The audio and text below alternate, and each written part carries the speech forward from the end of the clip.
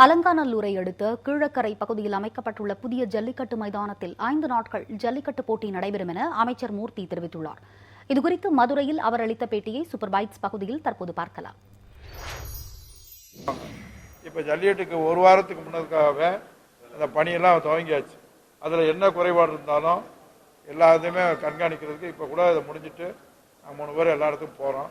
அதனால் அந்த குறைபாடு எந்த குறைபாடும் வராது. அதுக்கு பின்னுக்கு மாண்புமிகு முதலமைச்சர் அவர்கள் வருகிற போது அவர் எந்த தேதியில் கொடுக்குறாங்களோ அந்த தேதியில் ஜல்லிக்கட்டு ஆரம்பித்து முதலமைச்சருடைய ஜல்லிக்கட்டு நடந்ததுக்கு பின்னால் தொடர்ந்து 4 நாள் ஜல்லிக்கட்டு நடக்கும். கீழக்கரை ஸ்டேடியத்தில் அலங்காநல்லூர் மொத்தத்தில் 5 நாள் ஜல்லிக்கட்டு நடக்கும் அப்படின்னு சொல்லியிருக்காங்க. அதுக்கான ஏற்பாடை பண்ண சொல்லியிருக்காங்க. இந்த ஜல்லிக்கட்டு முடிஞ்ச உடனே அதுக்கான ஏற்பாடும் நிச்சயமாக அதுவும் நடக்கும்னு சொல்ல சொல்லியிருக்காங்க. நடந்திருக்காங்க.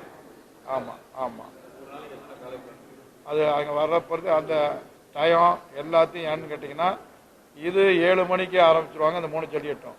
அது அன்னைக்கு வர்றதை பொறுத்தும் மறுநாள் தினம் தொடர்ந்து நடக்கிறதுனால நேரங்கள் வந்த முன்ன பின்ன இருக்கலாம்.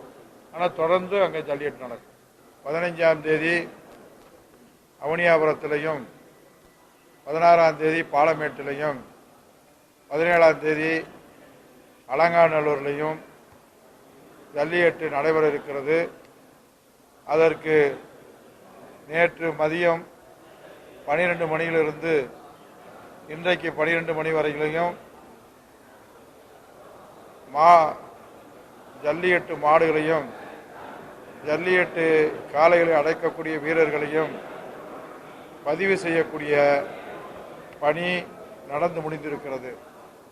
தமிழகத்தில் உள்ள அனைத்து மாவட்டங்களிலுமிருந்து ஏறத்தாழ 12,176 காளைகளும் அதை கலந்து கொள்ளக்கூடிய மாடுபிடி வீரர்கள் 4,514 பேரும் கலந்து கொண்டிருக்கிறார்கள்.